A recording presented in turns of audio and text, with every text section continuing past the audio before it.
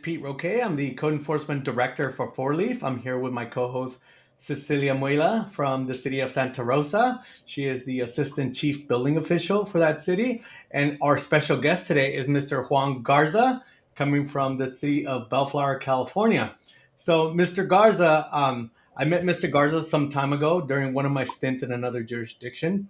I was in the city of Montebello, and happened to be walking by, and he was walking out the council chambers. I think he had some business going on, and I recognized him as one of the guys on the pictures at City Hall. I'm like, hey, I think that's my council member, and I ended up talking to him. And one of the beauty of I love doing is actually I take the time to try to get to meet some of my council members, and particularly I worked in the city of Bellflower for some time, and I got to meet all of them. But he was one of the newer generation of code enforcement officer. I mean, city council members that came into the city, and I went up to him, and he didn't give me the fluff like, yeah, call me. I actually called him, and I think we scheduled a lunch, and then we just had a long conversation and realized that Mr. Garza is just an average person, just like you and I. And but the things that he has done for the city of Bellflower are amazing, and also the things that he has done with just in the whole government relations realm is also amazing. And I'm gonna let him. I'll shut up a little bit and let him introduce himself. And can go ahead, Mr. Garza. Hey, thank you, Pete, and Cecilia, and everyone. Thank you for the time and the interest. My name is Juan Garza. As Pete mentioned, I am the former mayor of the city of Bellflower, also the prior president of the Los Angeles County Division of the League of California Cities, where in that role I represented over 550 elected officials and close to 12 million residents from LA County, and dealing with issues in Sacramento. So definitely proud of the record that and the trust that people have had in me in my role. Personally, I'm married, 24 years, three boys. As Pete mentioned, raising them in Bellflower. Proud to raise them in Bellflower. It's a great community. And yeah, I am a current planning commissioner in the city of Bellflower as well. And just again, really, really proud to be here this morning with you all. Yeah, we're excited to have you on board this morning. And you know what? I think there's something to be said about taking on such an impactful role in the community and also working, with such a large group of constituents, in the city that you represent and at a higher level through, Sacramento and really pressing on those issues that matter to the community. So it's definitely our pleasure to have you on board today. Thank you so much. I appreciate that. And by the way, Pete, I sometimes I do feel like I'm a code enforcement officer, by the way. So I think you were right on target when you said that before, man. Yes. So one of the reasons that we wanted to invite you on is because as an elected official, many code officers, we fear elected officials.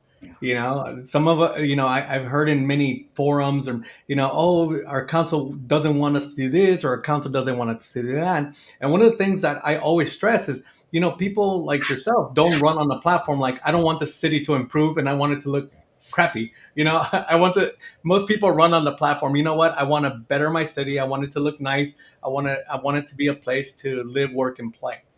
And who's better to do that than code enforcement officers? And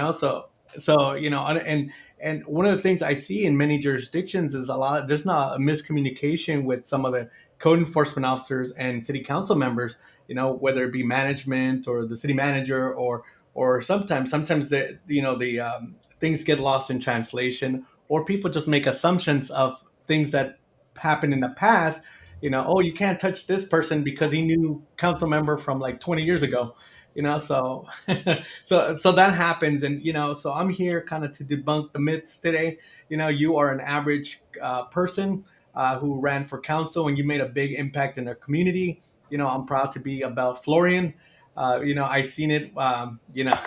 So one of the things that I had the pleasure of seeing was a vacant downtown Bellflower now flourishing into a very hotspot commodity, and bringing in just excellent restaurants, tourist attractions. So and it continues, and you help set the pace for that. So thank you very much. And you know Yes, absolutely. Really proud of everything we accomplished, and again, and as an example, right, a case study in Bellflower. But I'm reminded that everyone has a role in that, and the city council is definitely, it's in our case, it's 5 people, right, that are all heading in the right direction, and in the community itself, that it's sprouting to support those efforts, that vision that the council set. So, and then city staff that implements the policies, including code enforcement. So it's that type of progress. It takes a village. Really, it does take a village to make it happen. But again, really proud of the record that we had while on my time on the council. Right. And you know what, Juan, when you said, I do sometimes feel like I am a code enforcement officer. I think there's something to be said that's super important in that statement alone, because there's an acknowledgement of how important code enforcement truly is in your community, and your commitment to help that code enforcement department, the building department, really help and assist the community in the best ways possible. And I think for us, right, when we're in the position of being able to work with our city council members and our mayor, we're really looking to see how we can work collaboratively. Like you said, it takes a village, right? And so a lot of that comes in tune of, what would be the best approach in working together? What are some tips that you would recommend as far as, the different code departments throughout the state and throughout the nation, really? What would you suggest would be some of those key points that you think are instrumental to be able to collaborate effectively with our city council members and our mayor? Yeah, it's a great question. I'm reminded that every city, every organization, every township, every village in our nation has its different culture, right? We all have similar foundations in terms of governance, in terms of trying to establish a location where our residents can enjoy, a good quality of life, right? To be able to enjoy the surroundings, to raise a family and to have a business. So we all have definitely similar foundations, but the layers, everything that goes upon building from that foundation, they're all similar but distinct, and so that leads into the fact that we do have different cultures in every single city. We do have different council members and different personalities, different objectives, different goals, different visions. And when you're trying to marry all these things all in one, it's challenging. Right. So a lot of the times, what I found in my interaction with colleagues in the code enforcement family, like Pete, and even in my city of Bellflower, is that communication is key, right? That it's important that we as elected hear from our code enforcement officials so that we're aware of what they are observing, what they are feeling, what they are smelling, what they're seeing in our community. Because at the end of the day, an elected official cannot be in every single inch of city at every given time. So we do rely on those eyes and ears in the community to inform us of what's going on. And obviously, we have members of the community, residents and business owners, that inform us from their perspective of what they're seeing. But what I found is that with our code enforcement officers, specifically in code enforcement, because they've been entrusted with enforcing those rules that we have in our books to, again, ensure that we have that quality of life, that we have that city that we all envision to have. Their viewpoint, for me, in my experience, has been vital. And to the comment made before, I do sense this almost like this invisible wall that at times can exist between a code enforcement official and an elected official.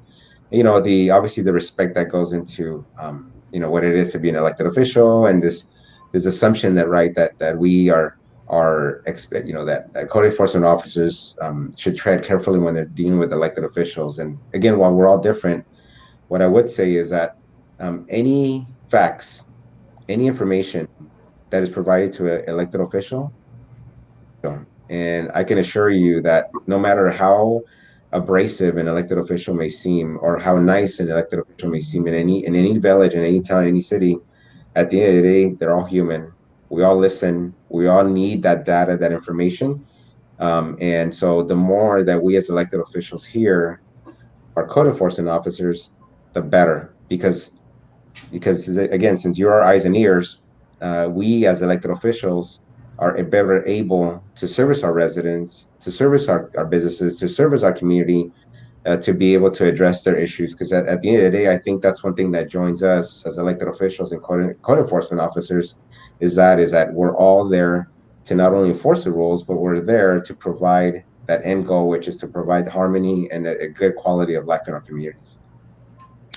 Right, exactly. And and that's well said, because we truly are, um, I heard a term used before, we truly are like the veins of the city, right? And we truly are, the code department is an extension of our city council members, and we are, because we share the common goal, right? The city council has goals they want to meet, they want to set for their council districts, they want to be able to provide that opportunity to its constituents, they want to be able to provide the support and the avenues for live, work, and play options, and safe communities. And there's nothing better than having, again, like you said, your set of eyes and ears out there in the community, really ensuring the quality of life is being maintained.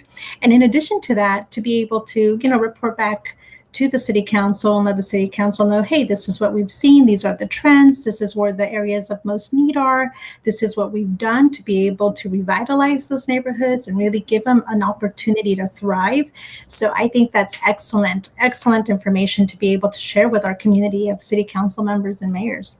And if I could just add to that, and communication goes both ways, right? It's not just a matter of us as elected officials hearing from our code enforcement officers, but it's also our code enforcement officers hearing from us as elected officials. And what I mean by that is, um, it's not unusual to this audience today that you get mixed messages, right, from elected officials where, you as code enforcement officers, you have a set of rules, right? This is what you're supposed to be looking out for. This is what's allowed. This is what's not allowed. And obviously, as elected officials, the gray area that we operate in, a lot of the times we can provide you communication that can be in that gray as well, and that's not. I've always found that to be not fair. As we as elected officials, as we have a certain expectation of our code enforcement officers, then we need to allow you to do your job. And when you get to that point where we feel, you know what, I know this rule exists, but we shouldn't apply it to Joe because Joe owns a business that on Main Street, and I don't want to upset Joe. Then at that point, I think that's when it's upon us as elected officials to really introspect in terms of what our role is, right, and to be bold enough to do what we say we're going to do and what we expect for you as code enforcement officers to do. And if you don't, if we want to change the rules, then we need to change the rules, right? We need to go ahead and revisit those standards in the code to ensure that if we're going to start um, wanting more flexibility, that those standards reflect that, so it doesn't compromise you in your daily role as code enforcement officers. Because at the end of the day, that's what our residents want, right? They have law enforcement officers, in the form of police or sheriffs or whatever you may have in your city or your town, right, that enforce laws. But I think the public, as a general rule, doesn't really know that these codes exist and that there are people that actually are there to enforce those. And you're not, a peace officer in the sense of having, being able to carry weapons and such, but you do serve a role just like a police officer does in terms of enforcing these rules that at the end of the day comprehensively establish that harmony again in our community. So I just wanted to put that out there that I think it's incumbent upon elected officials again to communicate with the code enforcement officers on these things. And then if there's some rules that we want amended, we need to amend them and not put the burden on the code enforcement officers just to do what we want individually. Juan, and one of the things that me and you had plenty of conversations on the role of code enforcement and elected officials, because you're a very big proponent of being a good elected official. I've talked to lots of elected officials at different conferences, and I asked that question: hey, how many code enforcement officers do you have? They don't know. Well, do you know their names? They don't know. They just another. They're just there. Either they get too many complaints or they don't do anything. And and sometimes I think, are they not doing anything because they have the assumption that they can't do anything, or are they doing too much where they have the assumption that, hey, they're going to clip our wings at one time or another. And that happens a lot. And in the conversations that I've had with you, we always talk about being able to provide options, like you said, that flexibility, to work with people. And I think you're right. A lot of the constituents don't know what the rules and regulations are, so we have to take it upon ourselves to educate them. And in the city of Bellflower, we did that when I was there. We did that. I mean, I don't know if it's still going on today, but you have a great code enforcement staff. One of them served on the California Association, which I'm proud of her. I pushed her to do that because she's a superstar in the making.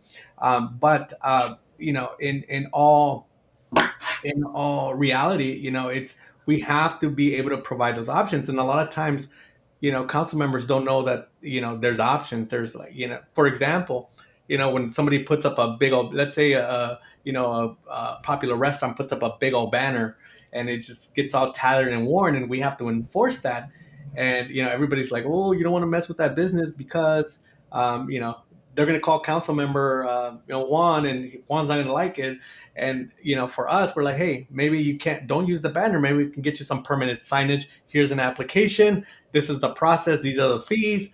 And you know what? That lasts a lot longer. It'll get you a better result, and it makes you look more professional, which will in turn make your city better and invite more people into your business. And I think having those options and that education and that level of thinking promotes that cooperation. That way, you're not getting the call. Oh, he's over here. He's yelling at me. He's told me I'm going to go to jail for my banner. Versus look. I educated. Especially the city council knowing staff how they operate. Because you do have officers that are out there that are like, I'm going to enforce the rules. This is what it is. And the code commandos, and we don't really advocate for that. I always say, hey, you get more results by educating the public, because most of the public wants to cooperate, wants a nice city, takes neighborhood pride. They want to be engaged with their community, and I think that something that you resonate a lot with. So thank you for that. Yeah, I think we get more out of cooperation, to your point, than we do out of in having in enacting punitive measures, right? I think that punitive action is something that's merited, once you've tried with a merchant, or once you've tried with a homeowner or a business owner. If you've tried multiple times, you document it, right, and there's no cooperation, then at that point, I think you have to have that punitive action, because at the end of the day, once you start looking the other way and not and trying to avoid the punitive action, it just gives that license to somebody else to have that same behavior and not your compromise. But to your point, I find that with 9 out of 10 people, that cooperative spirit, that cooperative interaction of advising, of educating. I found most of the time as a council member that most people don't know the rules, right? They just didn't know. It wasn't they were being intentional in their action or the behavior. It's just that they just didn't know. And so once you educate them, I find that most of them are grateful if you do it the right way, and then you don't see it again, right? But again, you do find those actors that feel challenged or don't like the system, and that's fine. We all have different experiences that shape us, and we can't change those. But I think at the end of the day, rules are rules, and we have them in place for a reason. And so I just find that punitive action is one of those measures of last resort that you enact, but most people don't even get to that point. Yeah, and you do have your frequent flyers, and one of the things I always tell people, especially my staff, I said, hey, if he needs more time, give him more time. The city's not going to fall apart if you give him another week to mow their lawn. And we set a precedent to work with the community, because the first phone call you get is like, oh, you know what, they said they're going to cite me, da da da, and I go, look, you get, you call the city manager or the director and to get a little bit more information, and then you get the my documentation saying, hey, I talked to him on this date, I gave him an extension on this date, I gave him another extension on that date, and then I offered him some free resources, and then you get the whole story, because people aren't always going to say, Hey Juan, your code enforcement was great. They gave me work with. Maybe you do, but most times, like, oh, they're going after me. They're unfair. They're picking on me. It's racial profiling, whatever the case may be. And so how do you respond to those type of calls? I what I do is I make sure that I don't come in prejudice in any way. I'm analytical in nature, so I want facts first before I jump the gun and I start assuming. And so, I will take the time to listen to the resident and, or the business owner, whatever, whoever it is. And I take the time to sit down or to be on the phone or on a Zoom and just listen. I don't try to inject myself into what they're telling me. I just completely listen, take all of the facts down. Then at that point in time, I'll approach staff and then to see, what happened from their perspective at that point. And then I find that usually at that point, I start seeing kind of like the disconnect in terms of perspectives, what was happening during that time, whether a person really was, maybe we have a resident that was encountering challenges. Maybe they weren't fully listening to what that code enforcement officer was saying. But then after the fact, I try to be constructive without taking charge of the situation. At the end of the day, I'm there to trust my staff. That my staff is there to do their job. And so, I certainly will share my thoughts, but I won't provide direction. We're all adults. We know what we need to do, and I find that that's been really effective. But again, it's just a matter of sharing the perspectives of both sides with each side, and then we just move forward. With a plan of action to correct, whatever it is that the situation is. And I've always found that by itself, that blueprint has been really effective, at least in my experience as an elected official here in Bellflower. And so, yeah, that's the approach that I take with situations like this. Yeah, and that's really fundamental, to be able to really give an opportunity to the complaining party to come to you and voice their opinion. But by the same token, exactly what you said, you're taking it in, you're listening, and then at the same time, you're going to go back and figure out what happened, right? So that you can get a true account of the events versus, jumping in and saying, oh, well, gosh darn it, I'm going to get to the bottom of it and it's not going to happen again. But really having that trust in your employees and really building that collaborative relationship with your code unit, I think is really, really helpful. And not only that, it reminds your code unit that they can work collaboratively with their city council, and it's a joint enforcement effort. Going back a little bit into our access into the community, we talked a little bit about education and how education plays a huge role in what we do on the code enforcement side, but also in communicating with our city council members and mayor. One of the things that I know that I'm grateful for is I try to extend an invite to my council members and to my mayors to go out in the field with me and kind of check out what's happening in the community so that they can get a true account of kind of the day-to-day of what we see out there, to give them a better perspective so that they understand how everything kind of comes together. And I think that's also very true with our community. We have a high percentage of a large Latino community here where I am in my city. And also in my previous city, we had a large number of Latino community that, again, going back to your point, they don't always know the rules or the regulations, right? It's a learning curve for them. So education is definitely key on the external and the internal side. Being able to relay, hey, this is what we're about. This is kind of a joint operation, meaning we're working together collaboratively. And absolutely, our overall goal is always voluntary compliance. We're here to give you avenues for compliance and not necessarily, lay that hammer down too heavily. So I think that's really instrumental that you said that. What are your thoughts along that same line about equitable opportunities when we're going out to do enforcement? How does that fit into perhaps some of the strategic goals as a council member? Can I ask you to just kind of guide me on what you mean by equitable? Yeah, so when we're looking, for example, we talked about how some communities don't have that knowledge base or that background as to what requires a permit or what even is a building department, right? Some of our communities don't understand that process. They wouldn't even know to go online to figure out if they needed a permit for something. So when I'm referring to like equitable opportunities, would be equitable opportunities for community outreach and engagement. How do we get that information out? What are some of the goals that we normally like to see to be able to shoot out that information to those communities? That's a great question. I think it's question that you're posing is something that's applicable not only to code enforcement, but frankly to just about any city department. When I was in graduate school, I took a course that title I found really interesting, and it was titled Strategic Human Resources. It wasn't human resources, but it was strategic. And after taking the course during the time I was taking the course, what I found is that first word strategic was really important.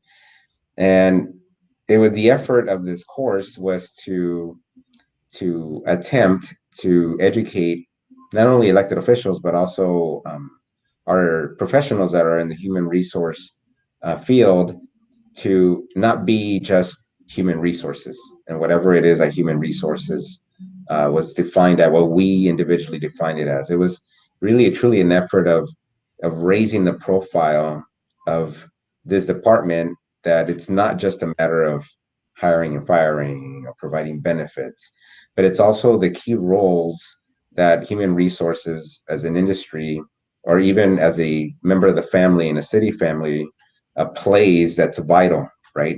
And so where I'm going with this is that, to your point on code enforcement, is most of the community I would find isn't really aware of code enforcement, and the role and the role that they play.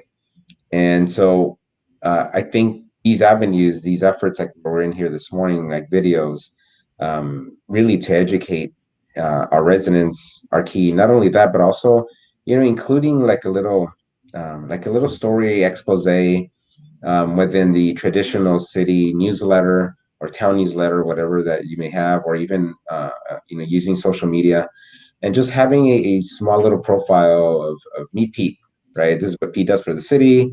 This is his daily role. And I think when we start doing that and we humanize these roles that we have in our code enforcement officers within the community, but we put it out there intentionally, as part of a marketing effort. I think little by little you'll start chipping away. You'll start engaging and educating the community in terms of how vital this role is that we all play again, their daily lives that they're not even aware of.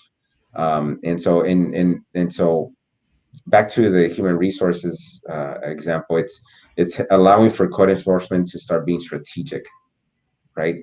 And to start educating and start really reminding people of how vital the role is. I find I work in my consulting business. I work with a lot of cities, a lot of municipal officials, and other elected officials. And so far too often I find that when municipalities or when townships find themselves in financial straits, and you start looking for ways of rightfully trying to balance a budget, that far too often you start trimming in areas in terms of staffing that really are you start chipping away in areas that are vital. Every single role, every single person in an operation of a city is vital. But I find that far too often we start chipping away in parts of our municipal family, um, because we as elected officials aren't aware of the roles that they play, right? And so it's really important, I think, that in the code enforcement community, that in a very diligent but respectful way, that you remind us as elected officials of really what your true role is, so that you become that strategic element, that strategic partner to that elected official, and also to the community as a whole, right? That you're there to establish and to enforce these rules that we as a community generally have adopted. I think that's really vital. So I hope that that's of value to you and to this. Yeah, I think that's great. And in fact, the one thing that the nugget that I'm taking from what you just said is a lot of great things, but most specifically, for those of us listening in, humanize the role of the code officer, humanize what it truly really means, what it is, the safety component, the outreach component, the being able to work together to find and then goal to come into compliance, to be able to be resourceful, right? And not really look at it as a negative situation, a negative department, or a negative limelight, if you will, but really give it that human element that it requires to truly understand the positives that surround code enforcement and how it truly is a benefit to the community. So I think that was a really great point to be made. And so you heard it here first, folks, from Juan. We got to be able to allow that humanizing the element, which is really, really great. Something that I think we as people, we forget is really the power of a story. It takes time. It's not easy, right? And I think a lot of us, including myself, believe it or not, I'm an introvert by nature, right? But I think whether you're an extrovert or an introvert, or you're really aggressive in your job, or you're really kind, whatever it is, I think that one commonality that we all have is we all like stories, right? And they're really effective in getting a message out. Yeah, you can lay out rules in a sheet, right? And, Yeah. and to some of us, that's key. That's great, right? But when you start framing a story around those things and examples, I think that's when you really engage somebody. Because again, that's something that foundationally, from back in our caveman days, we've always been intrigued by as a story. And I've always found it interesting when I think all of us get newsletters over the mail and in our city jobs that promote all these development courses, right, online of how can you sharpen your tools on this and that. And I remember the first time that I saw, I was marketed a development course on the art of storytelling, and it was so like mind blowing. I was like, "What is this?" I thought it was, first of all, I thought it was a joke. I hope I'm not offending any storytellers out No. there right now, but I really thought it was like a joke. And then the farther the older I get and the more experience I have, I find that again, that art of storytelling is so powerful and it's so effective in engaging somebody and hitting them, and to the point where I find myself telling stories, and you have no idea how many people you could see it as you're talking to somebody, especially in the code enforcement community. You can tell when somebody is really paying attention just from that look, right? That nonverbal. And when you start telling somebody a story, it's engaging, it's really effective. And so I think in terms of making code enforcement that's much more strategic, I think framing that narrative, that story, humanizing it, I think it would be really powerful. And one of the reasons that we love doing this platform is because we get to tell stories. We're telling your story, and one of the things I remember a lot being in Bellflower, I was there when the the housing crisis happened, and code enforcement was on the chopping block, and it was a sad time, and I never want it to happen to me again or anybody that worked for me.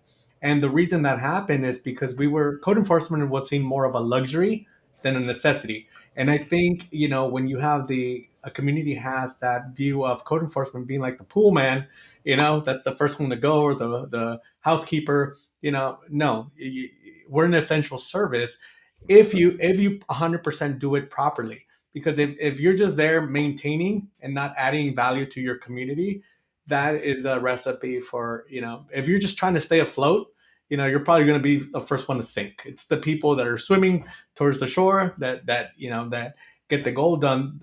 The way we were saved is because we actually started enforcing some of the codes that we were actually, some cost recovery codes that we did, and that was effective for code enforcement to stay afloat at that time.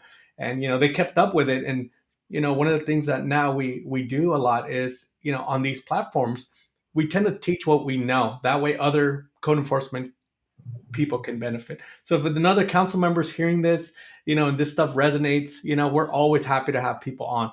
You with the League of Cities, I'm going to be at the League of Cities next week, and I'm so excited. I mean, 2 weeks, so excited to meet all these mayors, council members. And it's funny because I always ask the question, hey, how many code enforcement people do you have? And it's mind blowing how people don't know. And I love educating. One of the things that I'm working on this year is putting together a free training module for code enforcement personnel that may not have the funds to send people to training, because there's a lot of untrained code enforcement officers. They're just shooting from the hip or learning from a guy who learned from a guy who really kind of didn't do his job so well. So we're Yeah. trying to standardize this. And I'm glad you bring that up, right? Again, enforcement, just the title itself says it all. It's vital, and doing it wrong can have really some very wide-ranging and impactful reverberations if you don't do it right. So the equivalent to me is, would I send out a peace officer in the community without fully training that woman or man to be a law enforcement officer, right? And I think our community expects, I know you wouldn't, right? That person needs to be trained, because they can encounter a situation that could cost somebody a life or their own life, right? And in that same vein, because of the amount of interaction that code enforcement officers have with the community, there's no way in hell that I would send a code enforcement officer to the community, if they were not fully trained. So I really hope that this conduit that we're doing today really serves to remind my fellow elected officials, of the importance of definitely training our code enforcement officers to have the tools to do their job the right way. Because, the last thing that I, as an elected official, would want to do is compromise somebody, not only, in terms of their career, but also in terms of their life. Because a lot of times, as you know, from depending on the situation, the person that you're encountering, some people are way more aggressive than others out in the community, and you just never know what you're going to encounter. So I definitely would hope that this is a message that you carry, man, that will definitely resonate with people, so that they start doing the right thing from the elected official perspective, in support of the code enforcement community. And for the purpose, I know we're see, it's funny because we said 30 minutes. See how fast it goes? It's amazing. But one of the things that we like bringing on folks on is, we want to actually hear your story, where you one day sitting there and say, you know what, I'm going to run for city council, or I'm going to join the planning commission. So how was the evolution of Juan to eventually serving as a president of the LA County League of Cities, and doing all the stuff that you've done? I mean, I'm so impressed. I mean, I meet so many people, and I didn't meet a lot of legislators, but you actually, you when you walk the walk, you talk the talk. I mean, you're it, dude. I love it. You're here today. You made a commitment some time ago. Yeah, I'll do it. I'm like, and you're here today. Yeah, You of know, course. Yeah. awesome. I love it, and I love your commitment. So tell us a little bit about how you came about to being an elected official. I can tell you that being an elected official was something I never ever aspired to do. As I mentioned before, I'm an introvert by nature, so reading a book and listening to music on my own is something that I treasure, and I still have that to this day. I So even, I would say, even 10 years ago, being an elected official was not something that I aspired to do. It was something that was so foreign to me.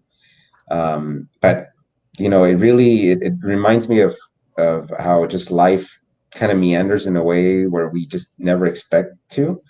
And instead of fighting it, I just go with the flow. And in this case, I just had some people that I'm grateful for in my life, in my community, that something in me that I didn't see back then, right? And in terms of being an elected official and being a leader in the community.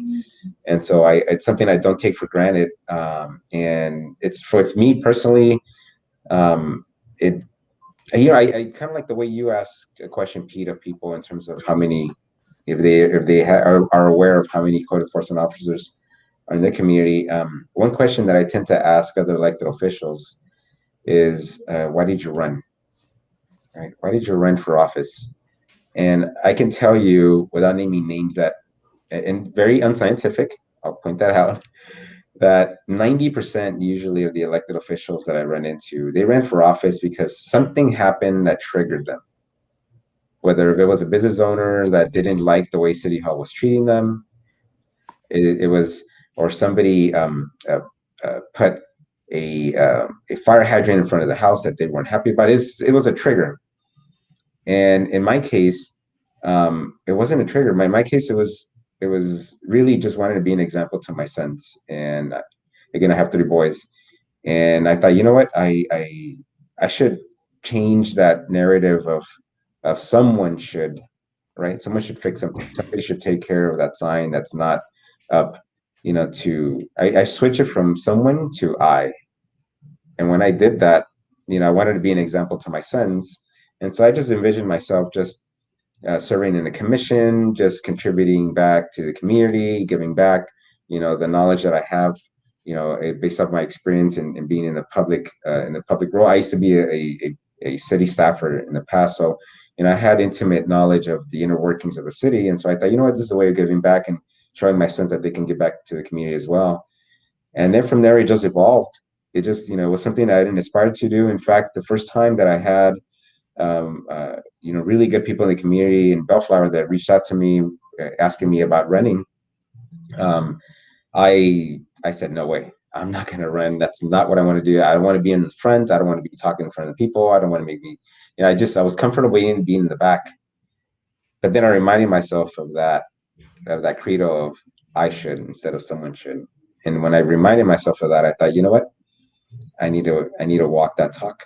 And so I'd never run a campaign. I never, I had run for office, and lo and behold, the residents of Bellflower apparently, in my case, liked, the vision that I had.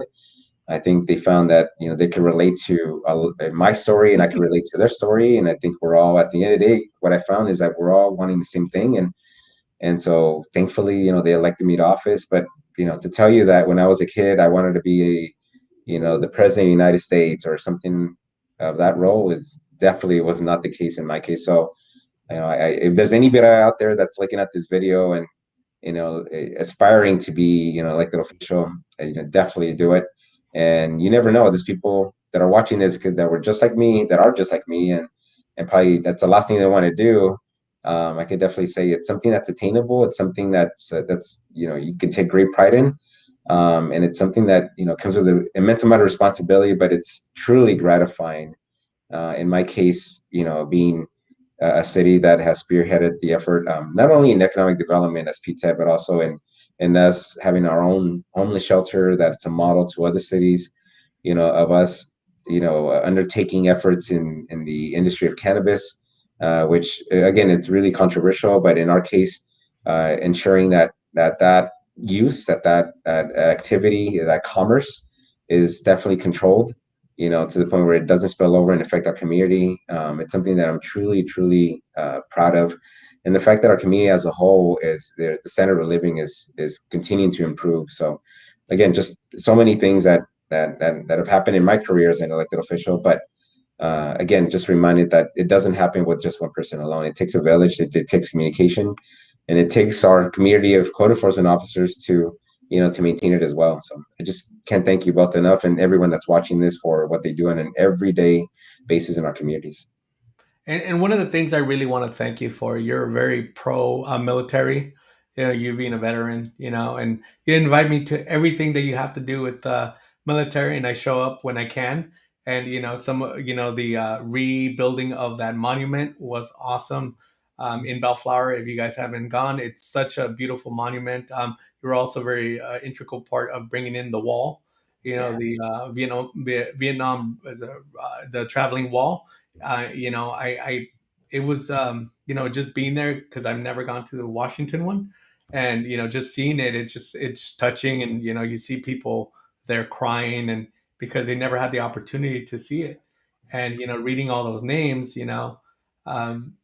people don't really realize the sacrifice a lot of our servicemen take, and you understand that, featuring all our people that serve in the city of Bellflower, having their flags up on post, that's something, that, parents, as a parents that maybe lost their kids, or have kids in a service, they can be proud of and say, I mean, I personally I joined the service, and, I didn't think my parents were proud. It was just another thing I did, but, seeing them, and, down the road, and watching me take that walk was, I saw the proudness in them, and that's something that I really didn't experience a lot as a kid, and for you to bring that element into the city is just, it's just outstanding.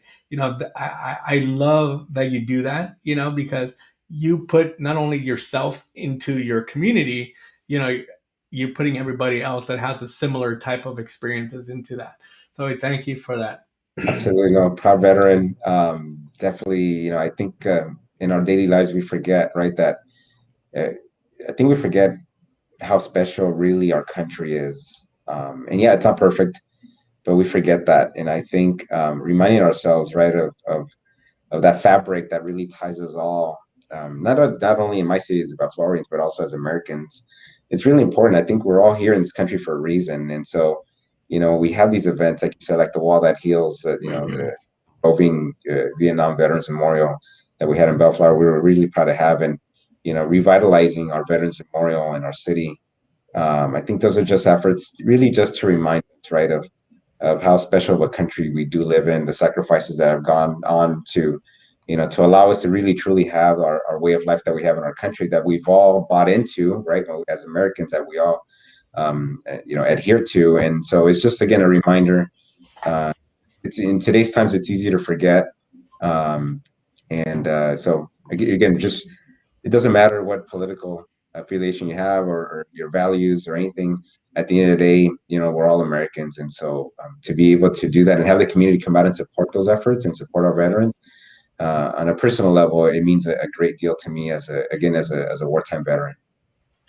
Yeah, and you would be proud to know, Juan, that we have actually an awesome member of our code enforcement and building industry community. His name's Jack Applegate, and he actually works super hard and super devoted in helping veterans get into their home, and he takes charge in the home build projects for veterans out of Oregon, and assists in everything he can do.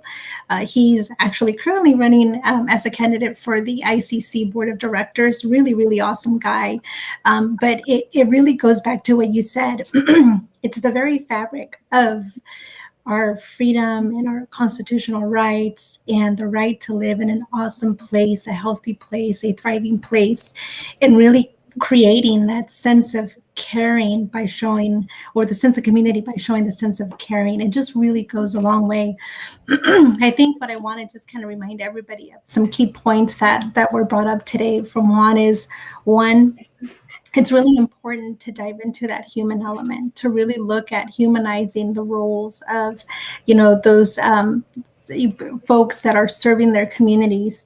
Two, to really dive into painting your picture, right? Not just drawing it, but really being a Picasso of what it is that you're trying to accomplish in your communities.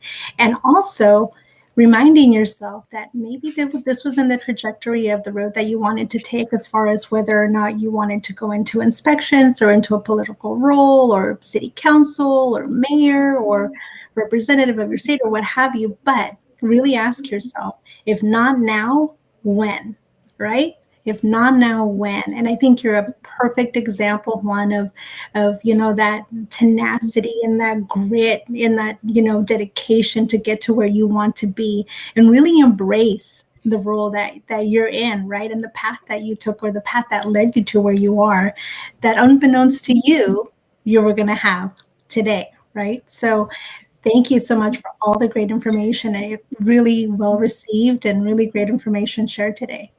Awesome. Thank you for the opportunity again. Thank you. And thank you, everybody. And one last note, just to piggyback off what Cecilia said, communicating with the public is so essential, whether it be the cannabis or the shelter, whatever you got going on in your community. It's so important to communicate that message with the public, because at the end, guess who's going to be enforcing some of the anti-camping regulations on private property? It's going to be code enforcement. Who's going to enforce some of the cannabis regulations? Code enforcement, right? And any new, and Juan does a great job, and him and the rest of the council do a great job of communicating that message. Getting putting some forums on together, where it's on Zoom or live. It's so important that you always outreach to your community, and sometimes it's just on education, just accessory dwelling units, on what you can and can't do. I mean, it's just so important. And again, Juan, thank you for just being a great part of my community. I'm proud to say I voted for you. I don't care what the other candidates say, but I voted for you. I will continue whenever you run. So if I ever see you again on some battle, I'm like, vote for one, you know. I But appreciate it. Thank you, Pete. Thank you, man. but I really appreciate you and thank you for coming on. It's a great treat for the code community, and you know, anytime they have questions, I'm here to ask, and if anybody out there in internet world, if they need a presentation on code enforcement, you could always reach out to me. I do this all over the country, and I'm able to do this for anybody that really needs it, whether it be on Zoom or wherever. But other than that, yeah, thank you, and I'm also proud Latino, who started his own business, Six Huron. Um, I forgot to mention that you help businesses navigate through some of these regulations at times. So, and thank you for that. You make our job easier when they have a person to work with. So, thank you Oh, very much. thank you, Pete. I appreciate that. Again, thank you for the opportunity to share my story today.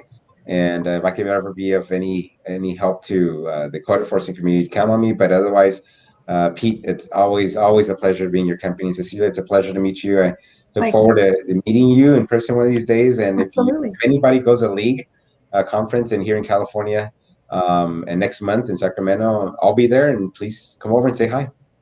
Absolutely. And you know what, Juan, you don't live in my city, but I would have voted for you too. So, Great time. Thank you. All yes. right. Thank you, Thank you Juan. for your time. Bye. Okay, guys, take Bye. care. Have a good one.